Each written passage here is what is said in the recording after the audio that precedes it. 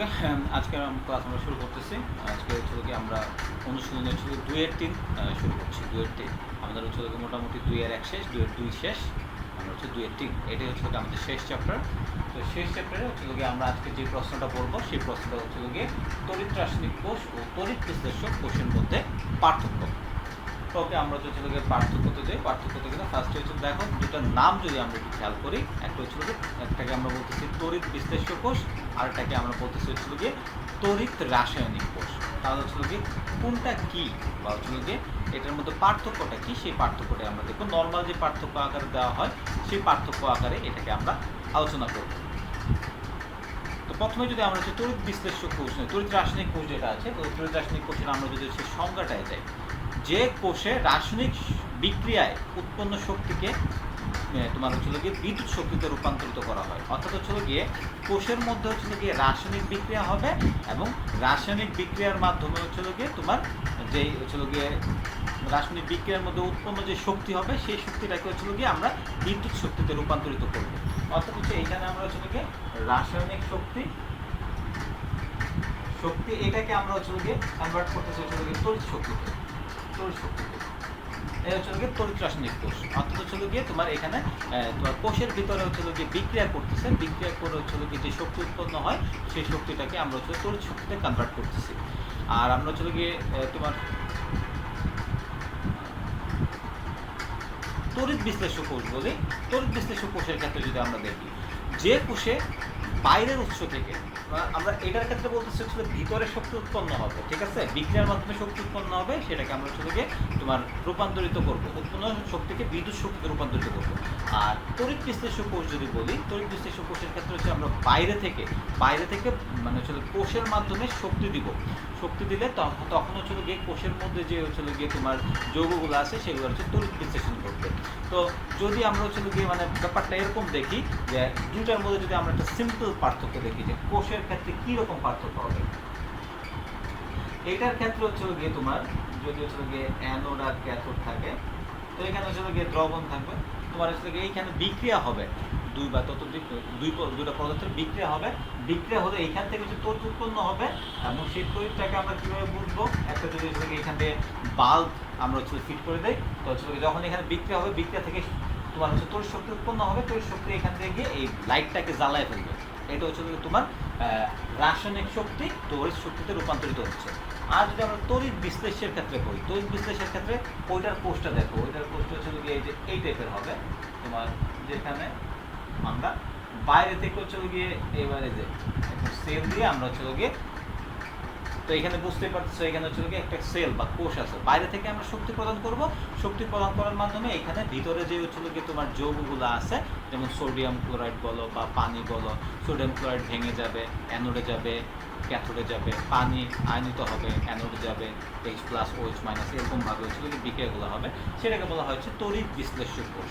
তো এখানে পাওয়ার সাপ্লাইয়ের উপর ভিত্তি করে, তো এখানে মানে ভিতর থেকে তড়িৎ শক্তি উৎপন্ন হচ্ছে, আর এখানে তড়িৎ বিশ্লেষণ করানোর জন্য বাইরে থেকে আমরা শক্তি দিচ্ছি। এটা তোমার প্রথম পার্থক্য। এবার যদি দ্বিতীয় পার্থক্য বলি, এই কোষের মধ্যে শক্তি উৎপন্ন হয়, এই কোষে শক্তি উৎপন্ন হয়। আর এই কোষের ক্ষেত্রে কি হচ্ছে, তাহলে বাইরে থেকে যেহেতু আমরা শক্তি দিচ্ছি, তাহলে এই কোষে শক্তি খরচ হচ্ছে।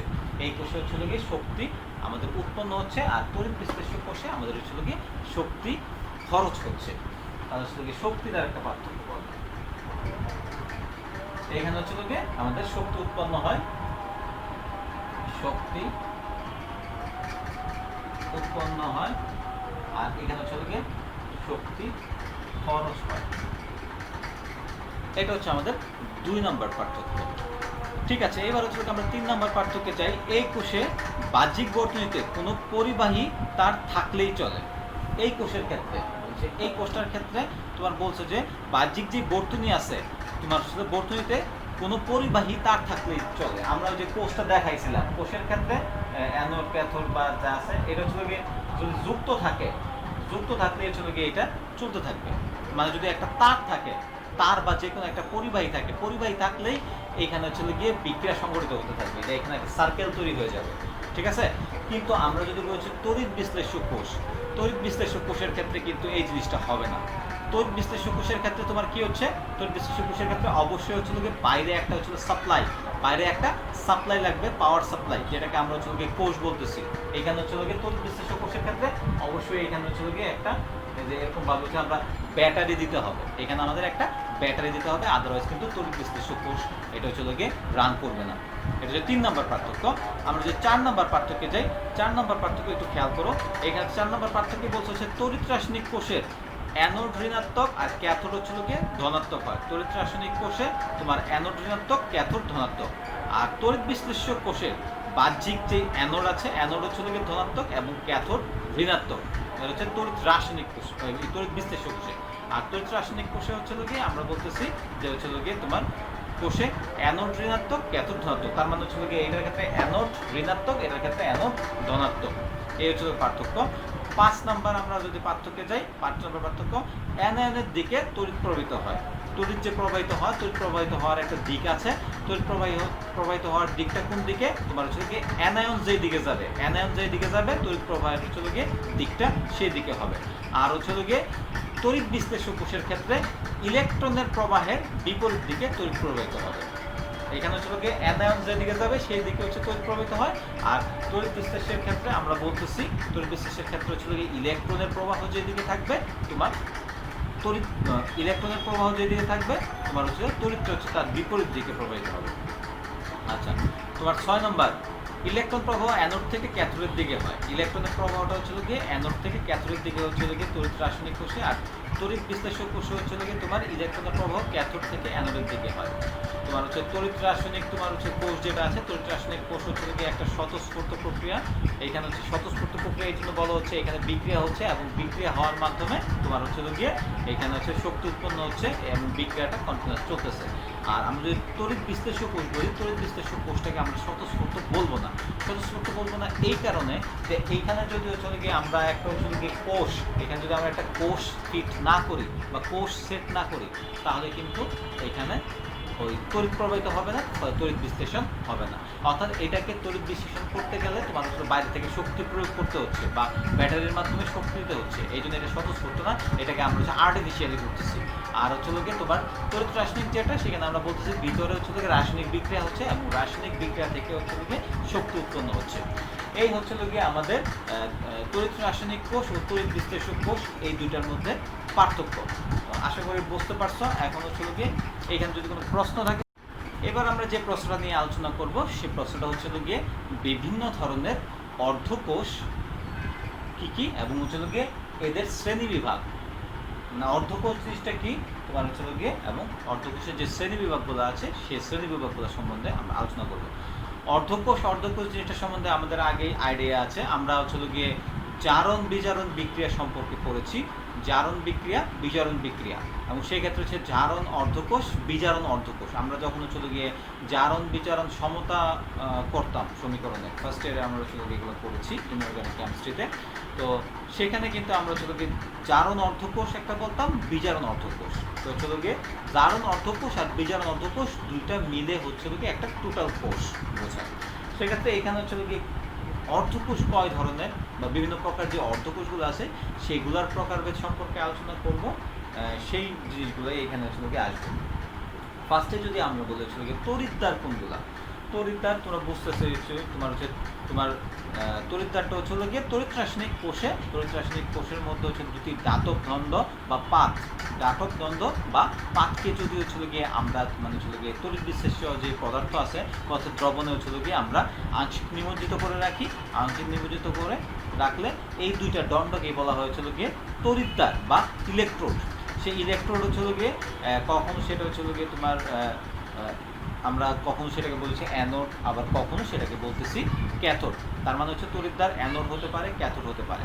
তো আবার হচ্ছে গঠনভেদে আবার হচ্ছে কিছু তড়িৎদ্বার আছে সেগুলো হচ্ছে উভমুখী তড়িৎদ্বারও বলে। যে সকল তড়িৎদ্বার বা ইলেকট্রোড উভমুখী সেল তৈরিতে ব্যবহৃত হয়, কিছু সেল আছে যেগুলো হচ্ছে উভমুখী। তো সেই সেল তৈরির জন্য যে ইলেকট্রোডগুলো ব্যবহৃত হয় সেগুলোকে বলা হয় উভমুখী তড়িৎদ্বার।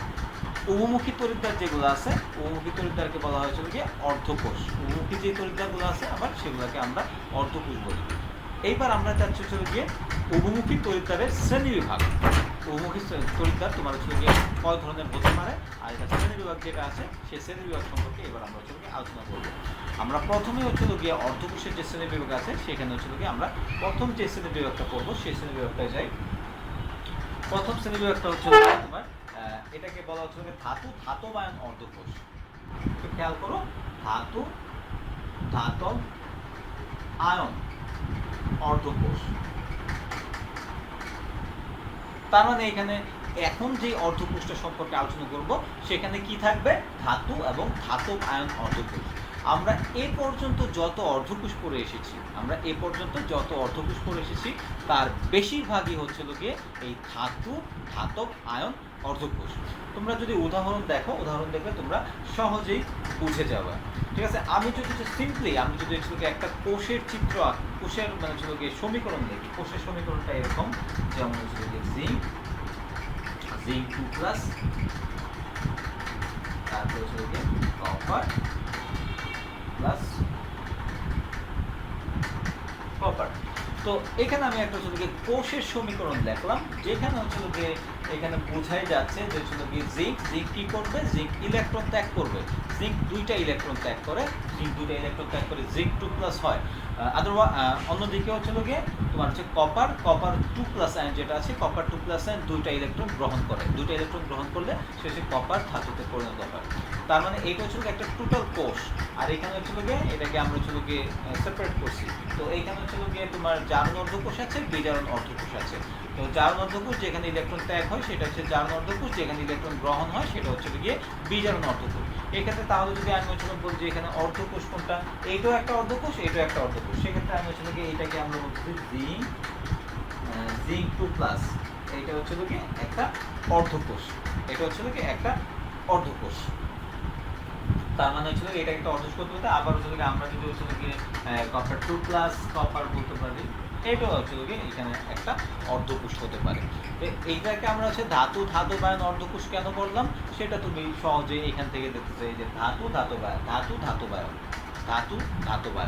তো সেই জন্য এটাকে ধাতু ধাতবায়ন অর্ধকোষ বলা হয়। এগুলো তোমার সাধারণত এই যে সাংকেতিক সংকেত এরকম ভাবে লেখা M+, বা তোমার এভাবেও লিখতে পারে, তোমার M+, এইভাবে লিখতে পারে। তোমার এটা হচ্ছে সাধারণ সংকেত হিসেবে যদি আমরা দেখাই, কি সাধারণ সংকেত হিসেবে। তো আশা করি তোমার ধাতু ধাতবায়ন অর্ধকোষ সেটা নিয়ে খুব একটা সমস্যার কিছু নাই। আর তোমাদের নোটস তো তোমাদের আমরা প্রোভাইড করবো। তো ঠিক আছে, এটা আমি মনে করি বুঝতে পারছো। এইবার আমরা পরের তোমার অর্ধকোষে চলে যাই। 2 নম্বরে যাই আমরা। 2 নম্বর অর্ধকোষ। 2 নম্বর অর্ধকোষকে আমরা বলবো ধাতুর অ্যামালগাম এবং ধাতবায়ন অর্ধকোষ। ধাতুর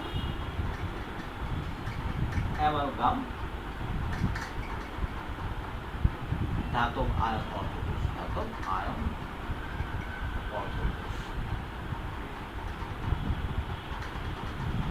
ধাতুর অ্যামালগাম ধাতব আয়ন অর্ধকোষ। ওকে, এখানে ধাতুর অ্যামালগাম ধাতব আয়ন অর্ধকোষ সম্পর্কে আমরা পড়তেছি। চলো তাহলে এটা উদাহরণ কি আসে সেটা আমরা যাই। প্রথমে আমরা যদি বলি যে তোমার ধাতুর অ্যামালগাম বা ধাতব অ্যামালগাম। তো অ্যামালগাম শব্দটা এটা কি, যদি ধাতুর সাথে মার্কারি থাকে, তাহলে আমরা সেটাকে ধাতব অ্যামালগাম বলি। তো যে সকল ধাতু অনেক সক্রিয়, যেমন আমরা যদি বলি সোডিয়াম, ম্যাগনেসিয়াম, এই ধরনের যে ধাতুগুলো আছে এই ধাতুগুলো অনেক সক্রিয় ধাতু। ঠিক আছে, তো তাদেরকে যদি আমরা ইলেকট্রোড হিসেবে ইউজ করতে চাই, ইউজ করতে গেলে তাদের সক্রিয়তাটা কমানোর প্রয়োজন হয়। সক্রিয়তা কমানোর প্রয়োজন হচ্ছে গিয়ে সেক্ষেত্রে তাদের সাথে হচ্ছে গিয়ে ওই ধাতুর সাথে অ্যামালগাম দ্যাট মিনস মার্কারি মিশিয়ে তখন তাকে হচ্ছে গিয়ে একটা অর্ধকোষ গঠন করা হয়। আর অ্যামালগাম যদি মিশাই মানে যদি হচ্ছে আমরা মার্কারি মিশাইলে তখন সেই ইলেকট্রোডকে বলা হয় তোমার হচ্ছে ধাতব অ্যামালগাম। যেমন হচ্ছে গিয়ে আমরা সোডিয়ামের সাথে যদি এই কাজটা করি, সোডিয়ামের সাথে যদি হচ্ছে গিয়ে আমরা মার্কারি মিক্স করি, তাহলে আমরা এই অর্ধকোষটাকে বলবো হচ্ছে গিয়ে তোমার সোডিয়াম, সোডিয়ামের সাথে মার্কারি আছে তার মানে হচ্ছে গিয়ে সোডিয়াম অ্যামালগাম।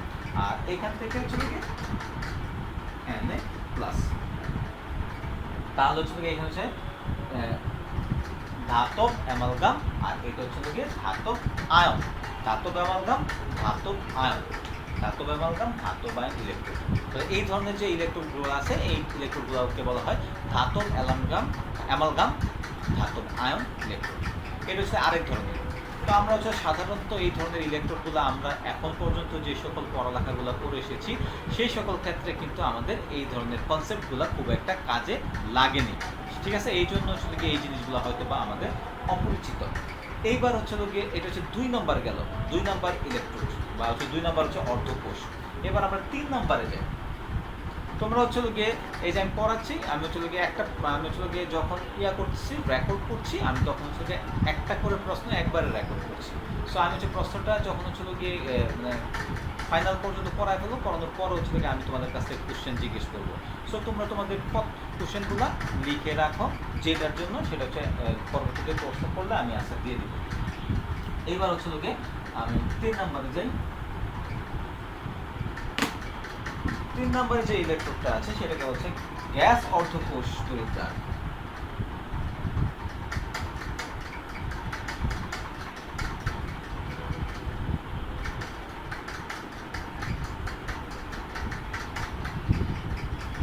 গ্যাস অর্ধকোষ বা তড়িৎদ্বার, মানে 3 নম্বর যেটা আছে সেটা হচ্ছে গ্যাস অর্ধকোষ বা তড়িৎদ্বার। তো চলো তাহলে হচ্ছে গিয়ে এইখানে যেটা আছে তোমার এইখানে তাহলে বুঝতে পারছো, এখানে হচ্ছে গিয়ে তোমার তড়িৎদ্বার হিসেবে যেটা থাকবে সেটা থাকবে হচ্ছে গিয়ে গ্যাস। তড়িৎদ্বার হিসেবে যেটা থাকে সেটা হচ্ছে গিয়ে গ্যাস। আর গ্যাসকে এখন তোমার প্রশ্ন হতে পারে যে স্যার গ্যাস দিয়ে আমরা তড়িৎদ্বার তৈরি করব কিভাবে, গ্যাস দিয়ে তড়িৎদ্বার কিভাবে তৈরি হবে? তো আমি হচ্ছে জাস্ট একটা উদাহরণ দিই কিভাবে তৈরি করে। যেমন হচ্ছে কি আমি যদি হচ্ছে গিয়ে একটা তড়িৎদ্বার লিখি H+, তোমার হচ্ছে গিয়ে H2, PATM, তো গ্যাস দিয়ে যদি আমরা তড়িৎদ্বার তৈরি করি, তাহলে সেখানে একটা জিনিস তুমি মনে রাখবা, তাহলে গ্যাসকে ধরে রাখার জন্য কিছু একটা লাগবে। তাহলে গ্যাসকে ধরে রাখার জন্য একটা কিছু প্রয়োজন হবে। এবার হচ্ছে গ্যাসকে ধরে রাখার জন্য কি লাগবে সেটাই আমরা যাই।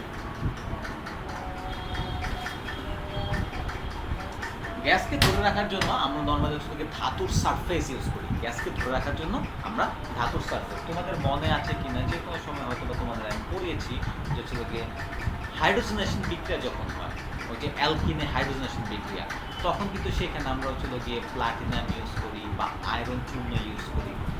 এগুলা ইউজ করার কারণ কি সেই জিনিসগুলো অবশ্যই বলেছি যে হাইড্রোজেনটা হাওয়ায় ভেসে ভেসে, মানে ব্যাপারটা এরকম তোমাদের বুঝিয়েছিলাম যে তোমরা যে দুইটা গ্যাস হাওয়ায় ভেসে ভেসে পরস্পরের সাথে বিক্রিয়া করতে পারবে না।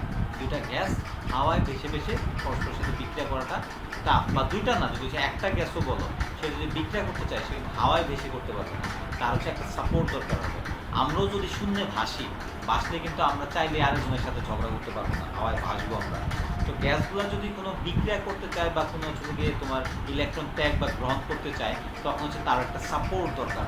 ওই সাপোর্টটা দেয় হচ্ছে কি প্লাটিনাম বা আয়রন, এই টাইপের যে জিনিসগুলো। তো হচ্ছে প্লাটিনামকে আমরা ইউজ করি, প্লাটিনামটা হচ্ছে মোরলেস ইনার্ট টাইপের বা নিষ্ক্রিয় টাইপের, এই জন্য এগুলাকে আমরা সচরাচর ইউজ করি। তো যে এখান থেকে আয়ন, হাইড্রোজেন আয়ন মানে কি করবে, হাইড্রোজেন আয়ন হচ্ছে গিয়ে আয়ন, সে কী করবে ইলেকট্রন গ্রহণ করবে, ইলেকট্রন গ্রহণ করে সে হচ্ছে হাইড্রোজেন হয়ে যাবে, ঠিক আছে? আবার দুইটা হাইড্রোজেন যদি হয়, দুইটা হাইড্রোজেন কিন্তু হয়ে H2 হয়ে গেল। এখন হয়ে গেল তো গ্যাস হয়ে গেলে সে কী করবে, গ্যাস হয়ে গেলে সে আকাশে ভাইসা যাবে। কিন্তু যদি হচ্ছে প্লাটিনাম থাকে তখন প্লাটিনামের যে সারফেস আছে, প্লাটিনামের সারফেসের মধ্যে হাইড্রোজেনটা এইভাবে বন্ডেড হয়ে থাকবে। হাইড্রোজেনের যে সারফেস আছে প্লাটিনামের সারফেস সেটার মধ্যে এরকমভাবে বন্ডেড হয়ে থাকবে। তো এইখানে হচ্ছে যে এই যে তোমার কোষটা, এই কোষটাকে হচ্ছে গ্যাস অর্ধকোষ বলা হয়, গ্যাস অর্ধকোষ। এটা হচ্ছে আমরা হাইড্রোজেনের ক্ষেত্রে দেখাইছি, আমরা এটা হচ্ছে ক্লোরিন দিয়েও দেখাইতে পারি। ক্লোরিন দিয়ে দেখাইলে তোমার যদি ক্লোরিন দিয়ে দেখাই তাহলে কীরকম হবে সেটা দেখো, তোমার Cl মাইনাস, তারপর Cl2,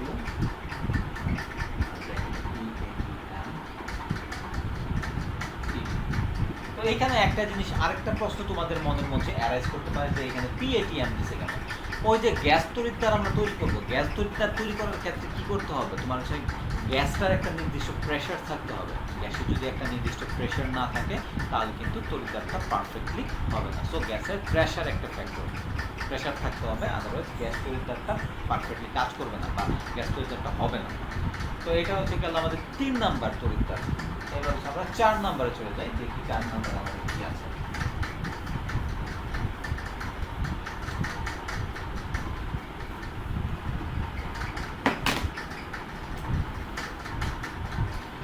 চার হচ্ছে ধাতু ও তার অদ্রবণীয় লবণ সম্বলিত অর্ধকোষ। ধাতু ও তার অদ্রবণীয় লবণ সম্বলিত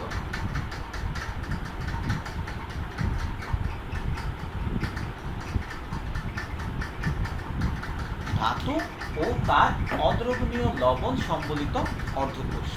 ওকে, তাহলে এখানে কিন্তু কথা চলে আসছে যে ধাতু এবং তার অদ্রবণীয় লবণ। ওকে, আমি যদি একটা অর্ধকোষ দেখাই তো চলে গিয়ে এখানে যেমন চলে গিয়ে Cl মাইনাস AgCl সলিড,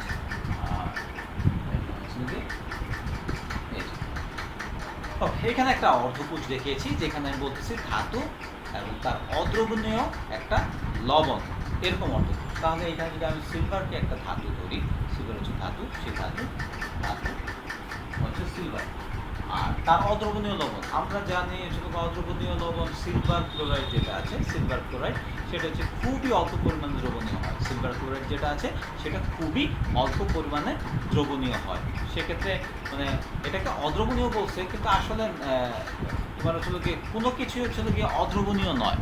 যদিও অদ্রবণীয় বলছে, আসলে কোনো কিছু অদ্রবণীয় নয়, স্লাইটলি দ্রবণীয় হয়। এটাকে হচ্ছে আমরা সিলভার ক্লোরাইডকে সেটাকে আমরা বলছি এটা হচ্ছে স্বল্প দ্রবণীয় লবণ। ওই যে দ্রাব্যতার গুণফল যখন পড়াইতাম, দ্রাব্যতার গুণফল পড়ানোর সময় কিন্তু আমরা এটা দিয়ে উদাহরণ দিতাম যে স্বল্প দ্রবণীয় লবণ। তো এখানে হচ্ছে গিয়ে এই যে ধাতু হইলো, আর ধাতুর অদ্রবণীয় লবণ এটাকে আমরা ধরতেছি, আর এখান থেকে হচ্ছে যে ক্লোরাইড আয়ন। তো এখানে তোমার ঘটনাটা কি ঘটে, এখানে যদি আমি বিক্রিয়াটাও দেখা যেতে পারি কীভাবে এটা অর্ধকোষ হইলো। অর্ধকোষটা হচ্ছে এইভাবে AgCl, এ যখন হচ্ছে একটা ইলেকট্রন মানে গ্রহণ করে, একটা ইলেকট্রন গ্রহণ করলে ইলেকট্রনটা কে গ্রহণ করবে, ইলেকট্রনটা গ্রহণ করবে হচ্ছে এই যে ক্লোরাইড, ক্লোরাইড গ্রহণ করবে আসলে Ag প্লাস Cl মাইনাস। তুমি বলবো স্যার এখানে কিভাবে হইলো ব্যাপারটা? হইলো ব্যাপারটা কিভাবে দেখো, ব্যাপারটা ছিল এটা ছিল এরকম Ag প্লাস আর Cl মাইনাস, এরা ভেঙে যায়, এরা ভেঙে গেলে সিলভার যে ইলেকট্রনটা ক্লোরিনটা দিছিল সেই ইলেকট্রনটা আবার নিয়ে গেল সিলভার কি হয়ে গেল, এই সিলভার এখান থেকে তার ইলেকট্রনটা যে সে ক্লোরিন যে ইলেকট্রনটা দিছিল সেই ইলেকট্রনটা আবার সে নিয়ে গেল সে সিলভার হয়ে গেল। আর এই ক্লোরিনটা আবার কি করলো, ক্লোরিনটা এখান থেকে আবার একটা ইলেকট্রন গ্রহণ করে ক্লোরাইড আয়ন হয়ে গেল। এইভাবে যে হচ্ছিল তাহলে এইখানেও কিন্তু ইলেকট্রন ত্যাগ হয়েছে। সো ইলেকট্রন আদান প্রদান করাই তো হচ্ছিল কি অর্ধকোষগুলোর কাজ। তো এখানে হচ্ছিল গিয়ে এই ধরনের তোমার অর্ধকোষ যেটা আছে সেই অর্ধকোষকে আমরা বলবো হচ্ছিল গিয়ে তোমার ধাতু ও তার অদ্রবণীয় লবণ সম্বলিত অর্ধকোষ। এই ধরনের অর্ধকোষ যদি আমরা আরেকটা উদাহরণ দিতে পারি, তোমার যেমন হচ্ছে গিয়ে আমরা মার্কারে নিলাম, মার্কারে পিজি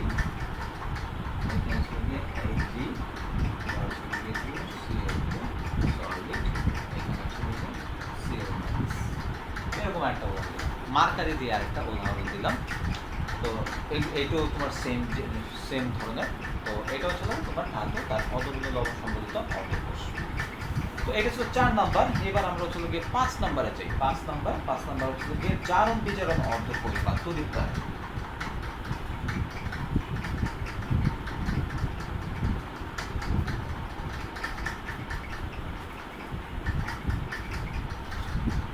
জারণ বিজারণ অর্ধকোষ বা তড়িৎদ্বার 5 নম্বর জারণ বিজারণ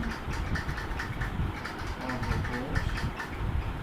জারণ বিজারণ অর্ধকোষ প্রথমে আমরা চলে গিয়ে একটা উদাহরণ আসি, যেমন চলে গিয়ে তোমার একটি জারণ বিজারণ তোমার তড়িৎদ্বারের ক্ষেত্রে তোমার একটি নিষ্ক্রিয় ধাতব দণ্ডকে, এখানে হচ্ছে কিভাবে তোমার অর্ধকোষটা তৈরি হয়, একটি নিষ্ক্রিয় ধাতব দণ্ডকে কোনো ধাতু দুটি জারণ স্তর সম্বলিত লবণে মিশ্র দ্রবণে আংশিক নিমজ্জিত করবে। অর্থাৎ আমরা নিমজ্জিত করবো কি, নিমজ্জিত করবো হচ্ছে গিয়ে তোমার একটা নিষ্ক্রিয় ধাতু। নিষ্ক্রিয় ধাতু কি, একটা নিষ্ক্রিয় ধাতু বললাম আমরা প্লাটিনাম, নিষ্ক্রিয় ধাতু, সেটাকে হচ্ছে গিয়ে কোনো ধাতু দুটি জারণ স্তর সম্বলিত লবণ। এবার এটাকে আচ্ছা আমরা কোন জায়গায় নিমজ্জিত করব, এরকম একটা জায়গায় নিমজ্জিত করব যেখানে হচ্ছে গিয়ে একটা ধাতুর দুইটা জারণমান সম্বলিত আছে, একটা ধাতুর দুইটা জারণমান সম্বলিত আছে। তো এরকম হচ্ছে যে আমরা যদি বলি যে Fe2+, আবার আমরা বলি যে Fe3+। তাহলে দেখো এখানে আমরা এটাকে কোথায় নিমজ্জিত করব, যে এখানে হচ্ছে Fe2+ও থাকবে, Fe3+ও থাকবে। তো এরকম যদি হয় তাহলে এই ধরনের তোমার অর্ধকোষকে বলা হয় জারণ বিজারণ অর্ধকোষ। জারণ বিজারণ অর্ধকোষ বলা এখানে কারণ আছে, কারণ হচ্ছে কি এদের মাঝে কিন্তু হচ্ছে চেঞ্জ হচ্ছে স্টেটটা কিভাবে চেঞ্জ হয়, Fe3+, সে হচ্ছে একটা ইলেকট্রন গ্রহণ করলে Fe2+ হয়ে যাবে, আবার হচ্ছে Fe2+, সে একটা ইলেকট্রন ত্যাগ করলে Fe3+ হয়ে যাবে। তার মানে কি তাদের মাঝে কিন্তু হচ্ছে তোমার এক্সচেঞ্জ হচ্ছে বা জারণ বিজারণ হচ্ছে। সো এই ধরনের যে কোষ, এই ধরনের কোষকে বলা হয় জারণ বিজারণ অর্ধকোষ। এটা আরো উদাহরণ আমরা দিতে পারি, যেমন Sn4+, Sn2+, Tg। এটা হচ্ছে তোমার একটা জারণ বিজারণ অর্ধকোষ। তো এখানে হচ্ছে আমরা কয়টা আলোচনা করলাম, টোটাল 5টা। আমরা হচ্ছে এখানে টোটাল 5টা অর্ধকোষ সম্পর্কে আলোচনা করলাম। তো এই ছিল আমাদের হচ্ছে বিভিন্ন ধরনের অর্ধকোষ ও এদের শ্রেণী বিভাগ। তো আশা করি বুঝতে পেরেছ। তো এবার আমাদের প্রশ্ন হচ্ছে কোষের পরিচালক বল বা কোষ বিভব কি। কোষ বিভব করবো এবং এই সম্পর্কিত কিছু সূত্র করব, যে সূত্র দিয়ে আমরা অঙ্ক করব। তো গিয়ে আমরা যদি বলি এটাকে হচ্ছে গিয়ে আমরা আরেকটা পরিচালক বল বা আমরা ইএমএফ হিসেবে বলতে পারি। ইএমএফ পরিচালক বল বা ইএমএফ মানে হচ্ছে ইলেকট্রোমোটিভ ফোর্স। এটাকে আমরা হচ্ছে ইএমএফ বা কোষের তড়িৎচালক বল বলতে পারি। কোষের তড়িৎচালক বল কি এবং হচ্ছে সেই সম্পর্কে আমরা আলোচনা করবো, এবং এই তড়িৎচালক বল আমরা কীভাবে বের করতে পারি, যে সেই সূত্রটা আমরা আজকে আলোচনা করবো, যে সূত্রটা দিয়ে আমরা অঙ্ক করবো। তো প্রথমে যদি আমরা এই তড়িৎচালক বলা যায় কোনো গ্যালভানিক কোষের, আমরা যদি কোনো গ্যালভানিক কোষ দেখি, কোনো গ্যালভানিক কোষের ডান দিকে যে তড়িৎদ্বার, গ্যালভানিক কোষের ডান দিকে যে তড়িৎদ্বার থাকে, সেই ডান দিকের তড়িৎদ্বারটাকে আমরা বলেছি ক্যাথোড, আর বাম দিকে যে তড়িৎদ্বারটা থাকে সেটাকে আমরা বলেছি অ্যানোড। হচ্ছে অ্যানোড আর এটাকে বলছি ক্যাথোড। তো এটা হচ্ছে ডান দিকে আর এটা হচ্ছে বাম দিকে। তো হচ্ছিল গিয়ে এই দুইটার যে হচ্ছিল গিয়ে তোমার বিজারণ বিভব, তোমার হচ্ছিল গিয়ে ডান দিকের তড়িৎদ্বার অর্থাৎ ক্যাথোড এবং বাম দিকের তড়িৎদ্বার অর্থাৎ অ্যানোড, এই দুইটার হচ্ছে যে বিজারণ বিভবের যে বিয়োগফল, সেই বিজারণ বিভবের বিয়োগফলকে আমরা বলি হচ্ছিল গিয়ে তোমার তড়িৎচালক বল বা ইএমএফ। একে কোষ বিভব বা কোষ পটেনশিয়ালও বলা হয়, বলা হয়। অর্থাৎ আমরা বলতেছি হচ্ছিল গিয়ে ডান দিকের তড়িৎদ্বার ক্যাথোড এবং বাম দিকের তড়িৎদ্বার অ্যানোড। এই অ্যানোড আর ক্যাথোডের যে বিজারণ বিভব আছে, সেই বিজারণ বিভবের যে বিয়োগফল। তো আমরা বলতেছি যে কোষের তড়িৎচালক বল বা কোষ বিভবটা কি, অ্যানোড আর ক্যাথোড এই দুইটার যে বিজারণ বিভব, অ্যানোড আর ক্যাথোডের যে বিজারণ বিভব, সেই বিজারণ বিভবের তোমার হচ্ছিল গিয়ে যে পার্থক্য, সেই পার্থক্যটাকে আমরা বলছি হচ্ছিল গিয়ে কোষ বিভব বা ইএমএফ। একে হচ্ছিল গিয়ে কোষ বিভব বলা হয়, আবার কোষ পটেনশিয়ালও বলা হয়, আবার ইএমএফও বলা হয়। সবগুলোই আসলে সেম থিংস। তো এক্ষেত্রে আমরা হচ্ছিল গিয়ে যে সূত্রগুলো অঙ্ক করার ক্ষেত্রে ব্যবহার করব, সেই সূত্রগুলোই আমরা যাচ্ছি। তাহলে আমরা প্রথমে যদি বলি তড়িৎচালক বল বা ইএমএফ, বা আমরা এটাকে শর্টকাটে বলেছি ই কোষ সমান, তাহলে আমরা হচ্ছে কি বলতে পারি, ই কোষ তোমার হচ্ছে কি আমরা বলতেছি ই ডান বিজারণ মাইনাস ই বাম বিজারণ। তাহলে আমরা প্রথমে যেটা বলছিলাম আমরা হচ্ছে বিজারণ বিভব বলতেছি। বিজারণ বিভব হলে ই কোষ সমান হচ্ছে ই ডান বিজারণ মাইনাস ই বাম বিজারণ, দুটারই বিজারণ হইল। তাহলে আবার হচ্ছে গিয়ে এইখানে আমরা হচ্ছে গিয়ে ডান যেটা আছে, ডানের আমরা কি বলতে পারি, ডানের আমরা কিন্তু হচ্ছে গিয়ে ক্যাথোড বলতে পারি, ডানের আমরা ক্যাথোড বলতে পারি, বামের বলতে পারি হচ্ছে গিয়ে অ্যানোড। তাহলে আমাদের ভাষাটা এরকম হয়ে যেতে পারে যে ই ক্যাথোড বিজারণ মাইনাস ই অ্যানোড বিজারণ। তাহলে আমরা সূত্রটাকে এইভাবে লিখতে পারি, ঠিক আছে? তো এটার জন্য আমরা যদি হচ্ছে গিয়ে আর স্পেসিফিকলি বুঝাই, যে হচ্ছে গিয়ে তোমার আরো স্পেসিফিকলি বুঝাইলে আমরা কিভাবে বোঝাতে পারি, তোমার হচ্ছে গিয়ে যদি আমরা জিঙ্ক আর কপার নিয়ে কাজ করি, তোমার হচ্ছে গিয়ে এটা হচ্ছে জিঙ্ক হচ্ছে অ্যানোড আর কপার হচ্ছে গিয়ে ক্যাথোড। জিঙ্ক যদি অ্যানোড হয়, কপার যদি ক্যাথোড হয়, তাহলে আমরা এটাকে কি লিখতে পারি, ই কপার বিজারণ, ই কপার বিজারণ। কপার হচ্ছে বিজারণ হবে, কপারের বিজারণ হবে কেন, কপার হচ্ছে ডান মানে হচ্ছে ক্যাথোড, ঠিক আছে? তো গ্রহণ করবে কপার, কপার গ্রহণ করবে, সেক্ষেত্রে আমরা এখানে বলতেছি ই কপার বিজারণ। আর হচ্ছে জিঙ্ক, জিঙ্ক কি করবে, ইলেকট্রন ত্যাগ করবে, মাইনাস ই তোমার হচ্ছে গিয়ে জিঙ্ক বিজারণ, মাইনাস ই জিঙ্ক বিজারণ। তো এইভাবে আমরা বলতে পারি, যদি আমরা হচ্ছে উদাহরণ দিয়ে বলি, কপার আর এখানে হচ্ছে গিয়ে জিঙ্ক, এটা বলতে পারি। এইবার এটাকে আমরা হচ্ছে গিয়ে অন্য ফর্মেও নিয়ে যেতে পারি। বিজারণ আছে, বিজারণকে আমরা হচ্ছে জারণ ফর্মে যদি লিখি, তাহলে হচ্ছে গিয়ে এটাকে আমরা কি লিখতে পারি, বিজারণকে আমরা জারণ ফর্মে যদি লিখি। তো বিকল্প যেটা হচ্ছে গিয়ে আমরা বলতে চাচ্ছিল গিয়ে বিকল্প। তো এখানে সূত্রটা দেখো, সূত্রটা হচ্ছিল গিয়ে ই জারণ, ই জারণকে আমি হচ্ছিল গিয়ে ই বিজারণ লিখতে পারবো।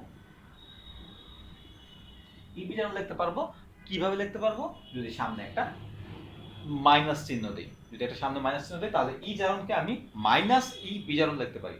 আবার সেম কেস ই বিজারণ, সেক্ষেত্রে এটাকে আমরা হচ্ছে মাইনাস ই জারণ লিখতে পারি, মাইনাস ই জারণ।